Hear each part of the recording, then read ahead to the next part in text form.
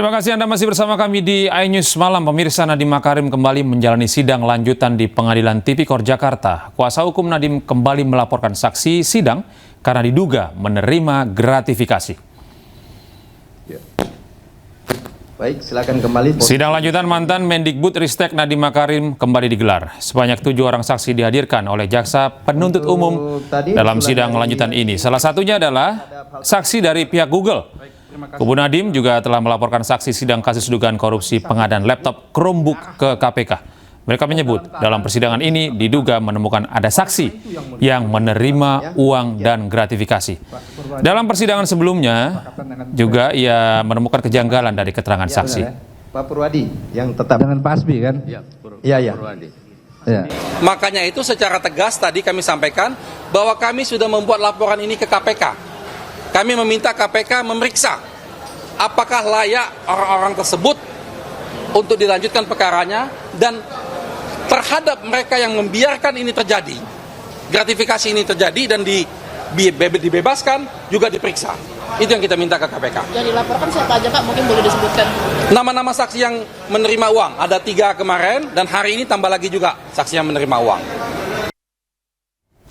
Pemirsa, Kapolri Jenderal Listio Sigit Prabowo menolak tegas ide yang menempatkan Polri di bawah kementerian. Di akhir rapat kerja bersama Komisi 3 DPR RI, Jenderal Listio Sigit tegas menolak penempatan Polri di bawah kementerian karena dinilai akan melemahkan institusi Polri, bahkan Presiden Republik Indonesia. Kapolri awalnya berterima kasih kepada para fraksi DPR RI yang telah menyatakan dukungan agar Polri tetap di bawah Presiden dan keterlibatan DPR dalam fungsi pengawasan polisi yang tetap harus dijalankan. Jenderal Listio juga menyebut penempatan Polri di bawah kementerian khusus akan menimbulkan potensi matahari kembar hingga ia meminta jajarannya memperjuangkan posisi Polri tetap di bawah Presiden. Para Dewan Pakar yang mohon maaf Bapak-bapak dan Ibu-ibu sekalian, kami tentunya institusi Polri menolak kalau sampai ada usulan Polri berada di bawah kementerian khusus.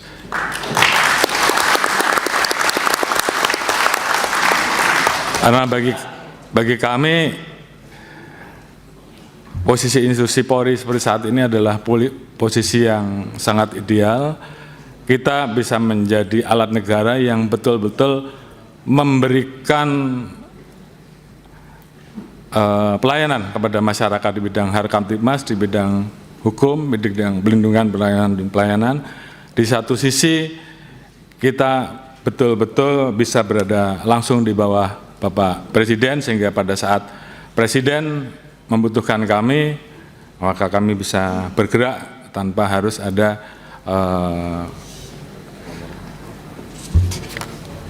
kementerian-kementerian yang kemudian tidak mau, ini menimbulkan potensi matahari kembar menurut saya.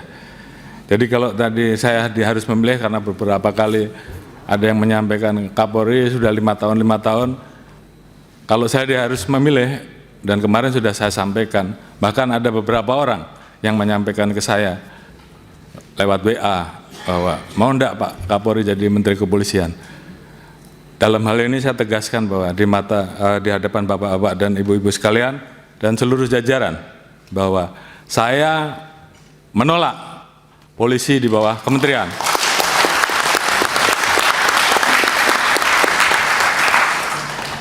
Dan kalaupun saya yang menjadi Menteri Kepolisian, saya lebih baik menjadi petani saja.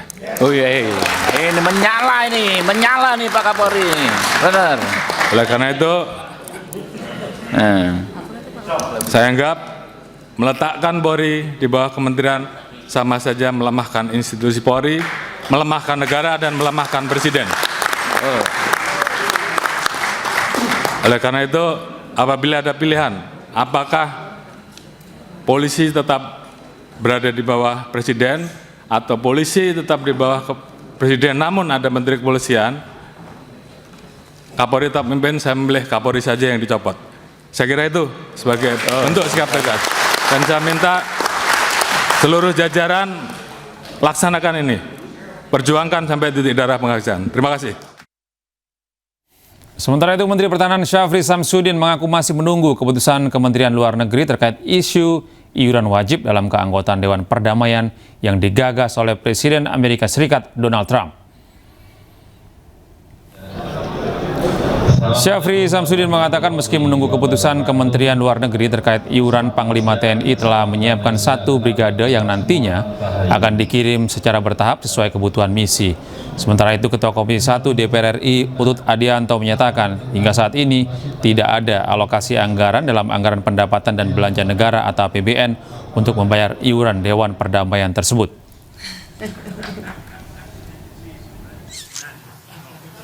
Ya, kalau dari Kementerian Pertahanan kita menunggu keputusan dari Menteri Luar Negeri tentang iuran-iuran itu.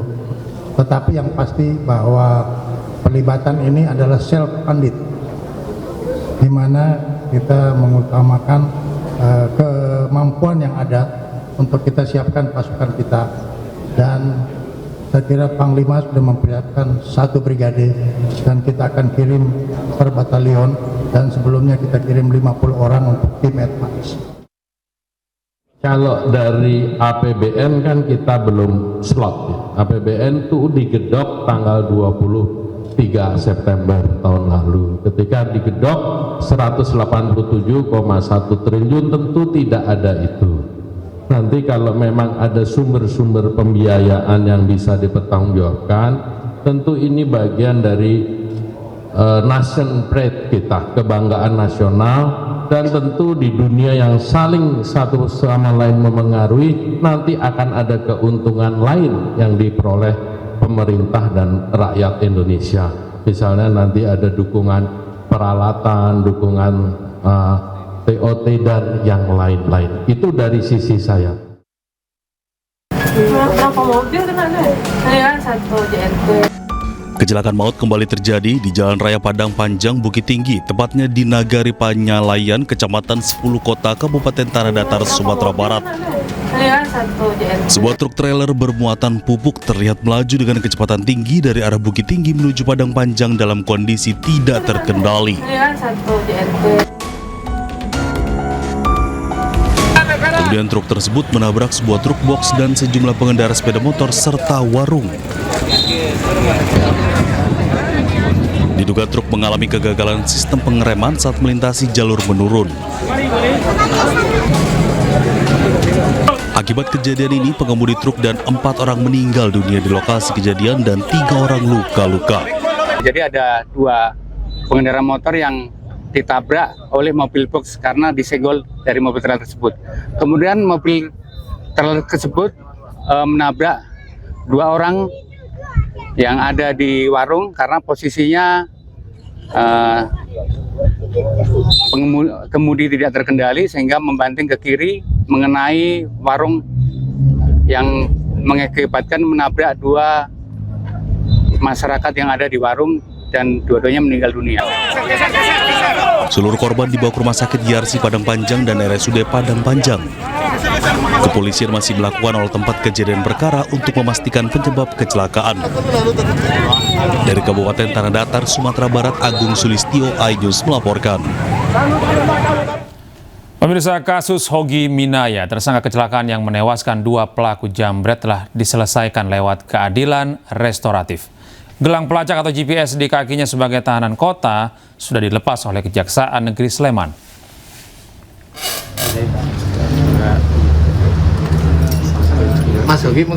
GPS itu sebelumnya dipasang agar tersangka tidak bisa keluar dari Kabupaten Sleman, Bantul, dan Kota Yogyakarta. Hingga kini statusnya masih sebagai tersangka sambil menunggu proses perdamaian selesai. Hogi berharap proses perdamaian lewat restoratif justice segera rampung. Seperti diketahui, Hogi Minaya dijadikan tersangka oleh Satlantas Polresta Sleman karena mengakibatkan 2 orang penjambret istrinya meninggal dunia. Ia dijadikan tahanan kota dan dipasangi GPS sebelum akhirnya perkara diselesaikan lewat restoratif justice di Kejaksaan Negeri Sleman. Alhamdulillah sudah mulai agak reda, Mas. Ya, namanya restorasi justice seperti ini. Mungkin kedepannya lebih lagi semua. Pemirsa, wacana pemilihan kepala daerah melalui DPRD terus memanas. Perubahan sistem ini dinilai menjadi sebuah kemunduran demokrasi di Indonesia. Isu ini harus menjadi perhatian semua pihak karena menyentuh inti demokrasi, yakni kedaulatan rakyat dalam menentukan pemimpin daerahnya. Wacana pilkada dipilih oleh DPRD atau secara tidak langsung banyak menuai sorotan tajam dari berbagai pihak. Wakil Ketua Umum Partai Perindo, Manik Margana Mahendra, menilai skema tersebut justru berpotensi memperbesar jarak antara rakyat dengan kepala daerah. Hal ini disampaikan politisi muda Partai Perindo tersebut dalam diskusi Sekolah Kebijakan Kita bertajuk Polemik Pilkada Tidak Langsung melalui DPRD di Jakarta Selatan. Pemilihan melalui DPRD itu tidak sama sekali menjadi pembahasan dalam revisi Undang-Undang Pemilu. Yang kami harap juga revisi Undang-Undang Pemilu itu lebih fokus sekali lagi kepada bagaimana caranya kita bisa menurunkan biaya politik yang mahal, kemudian cara upaya masyarakat bisa mengetahui calon yang lebih baik gitu ya, itu yang kami harapkan. Sorotan tajam terhadap isu ini juga berdatangan dari kalangan akademisi. Mereka menilai wacana pilkada melalui DPRD juga memiliki konsekuensi serius terhadap prinsip kedaulatan rakyat yang berdampak ke berbagai sendi kehidupan. Dampaknya yang paling fatal adalah pilihan yang inkonstitusional dan menjauhkan hak rakyat untuk memilih pemimpinnya. Jadi dampaknya nanti bahkan bisa pada ketidakpuasan masyarakat, ketidakpuasan yang kemudian dilampiaskan melalui jalan-jalan yang justru tidak produktif dalam mendukung pembangunan. Tentu kita punya pengalaman buruk pilkada tidak langsung atau pilkada lewat DPRD, khususnya pada era Orde Baru. Kita melihat bahwa kualitas pembangunan daerah, otonomi lokal juga tidak berjalan dengan baik, yang pada akhirnya tentu masyarakat juga yang kemudian merasakan hal-hal yang kemudian tidak mereka inginkan. Perubahan sistem demokrasi tidak boleh diputuskan para partisipasi publik. Keterlibatan masyarakat menjadi elemen penting dalam menjaga legitimasi dan kualitas demokrasi. Dari Jakarta, Henry Aprilia, Jaka Samsa, iNews melaporkan.